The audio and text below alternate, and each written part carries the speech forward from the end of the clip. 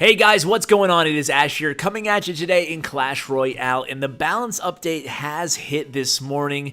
And oh my lord, this might have had the biggest impact on the game than any other balance update that we've seen, certainly than any that we've seen in quite a while. It seems that Goizen is all but dead. The few who are remaining using it right now in ladder and tournament play are quickly realizing that it might not be quite as powerful as it once was.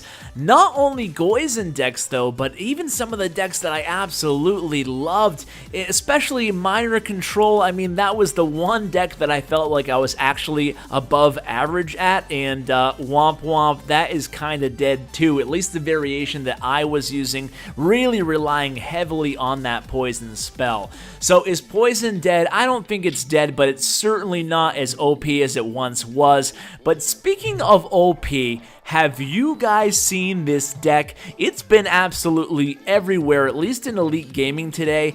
I woke up this morning and at least my time, the update balance had already hit, but I think it was King Cats in our clan who, right after the update hit, he started using this composition, and it is absolutely blown up. At one point, I think everybody in the clan, it seemed like, was sharing the replays using this deck at basically Grand Challenge after Grand Challenge, win after win, using this composition, really relying heavily on the 3-card combination of the recently buffed Golem, the recently crazily buffed Skeleton Army. It seems like it's in every single deck Skeleton Army, and the 3rd card being the Goblin Barrel. Now it does have the Log as well. The Log is the only legendary card, and the Log buff is really nice too. You can see the Log range right now is such that it can take out the Princess if she is standing directly in front of the King Tower without actually activating the King Tower. So you can tell really precision range on that Log now,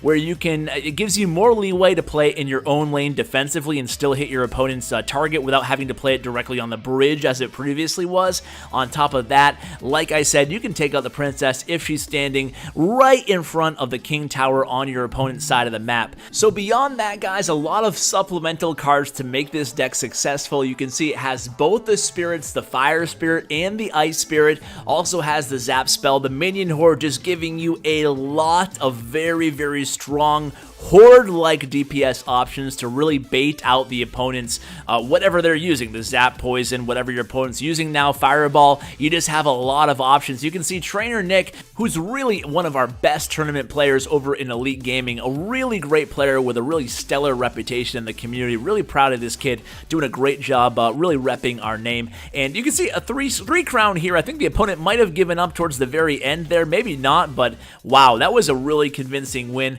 I'm going to go over to probably a little bit of a less convincing win by yours truly, but hey, if I can win with this deck, then probably most of you guys can too. Speaking of winning, by the way, as I move on to my next match, and well, a few notes here, I'm getting ahead of myself. Number one, guys, is make sure you stay tuned to the very end of this episode, and I'm going to show you the top 10 decks that won my daily Twitter tournament today, because you guys can get a feel for some different meta decks that are having success in the tournaments. Now, granted, those players may have changed decks up a little bit after the tournament, so take that for what it's worth, but I thought it still might be interesting information for you guys. Let me go ahead and put on another replay here instead of just blabbing to you guys. So into my battle log, you can see recently I definitely have a loss or two using this deck as well, but more wins than losses, and as I said, for me, that's a real good thing.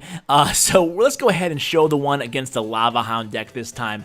You'll see it against this Lava Hound deck, and again, guys, if I can win with this deck, then certainly you guys can have a lot of success with it as well. The other thing I wanted to mention, besides sticking around to the end of the episode, is have you guys seen my video on the Kings Cup tournament in LA? That should be a lot of fun. I'm going there. I certainly don't think I'll win it. You know, truthfully, I don't really think any of the YouTubers will win it who will be there. We're going to be playing against some of the best players in the world.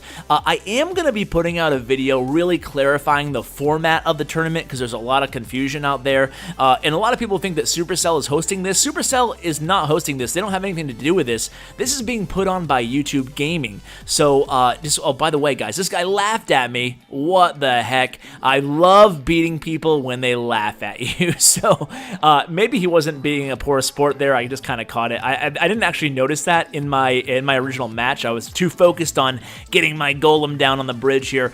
Playing the golem super aggressively on the bridge, not sure if that's a smart idea, to be honest with you guys. Just picking up this deck, and of course against an Inferno Dragon, definitely not a smart idea, but this is really going to illustrate how powerful this deck is. Inferno Dragon and Ice Spirits. Inferno Dragon and Ice Spirits on my golem and skeleton army, and guess what? I'm still taking down that right tower. So, like you can see there, I mean, it's really tough to combat the golem, especially now that he does that splash damage to air targets as well. And at the same time, I was able to defend just fine against the baby dragon and the lava hound in the left deck. So you can see I had to use the goblin barrel there defensively. Definitely don't want that Inferno Dragon locking onto my tower for too long.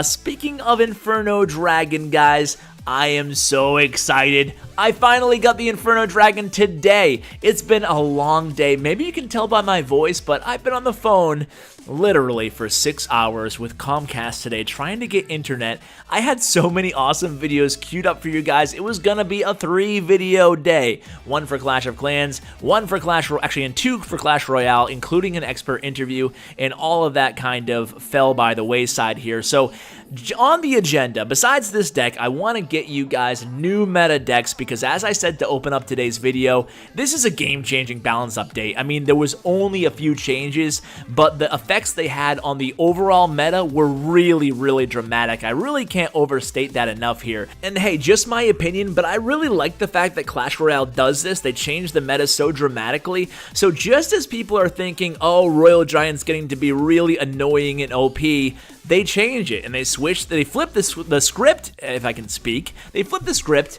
and then all of a sudden, lava hounds are really strong. And then all of a sudden, oh, goys and giants are really, really incredibly strong, and poison's incredibly strong. It now looks like we've seen a new shift in the meta where we're going to start seeing skeleton army a heck of a lot. You gotta figure that Supercell thought to themselves, what can we do to make skeleton army actually viable? Well, I'll tell you what, when you bump up the skelly level by 5 levels and you decrease the card from 4 to 3 elixir, I think that's going to do the trick. So skeleton army is going to be absolutely everywhere. So now we're on to the last replay of today's shorter episode. It's going to be King Cats, and King Cats was the guy who I first saw using this exact deck composition.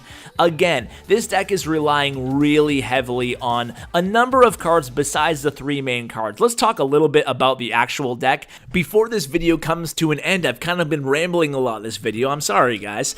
You can see the golem here in the left lane is locking onto that opponent's tower, or I should say the tower is locking onto the golem. Now, once that happens, then you want to start unleashing the volley of goblin barrels, skeleton army, whatever you have to bait out the opponent's first zap or direct damage spell. Once that is baited, then you want to go ahead and unleash your second offensive option. So let's pretend I like to start out with something really cheap. So if I have a goblin in hand, I'll wait till my opponent's tower locks onto my golem, and then I'll start out with the goblin. So hopefully you're going to bait your opponent's zap or whatever they have, or the arrows, with the goblin first, and then you can start stepping it up. You can use either the goblin or the mega minion as your first play behind the golem, and then what I like to do is go ahead and play a skeleton army or a minion horde, and then you're really putting your opponent in that awkward position of already having expended their direct damage spell, and you're going to hit them really hard. And guess what? You can afford to wait in between the units that you play. So I like to play the mega minion or the goblin first, and you can afford to wait a little bit. And look at this coming onto the opponent's tower behind this golem. That is absolutely insane. It's like one of those silly videos of troop records or whatever that you guys like. I don't understand why people like those videos. I apologize, guys. I'm not trying to diss you guys, but I've never understood the appeal to world record. Me and my friend got, 30 princesses on the map. But either way, to each their own. Let's go ahead and, as promised, kind of go through these winning decks here. 2 Expo decks winning today's Twitter tournament.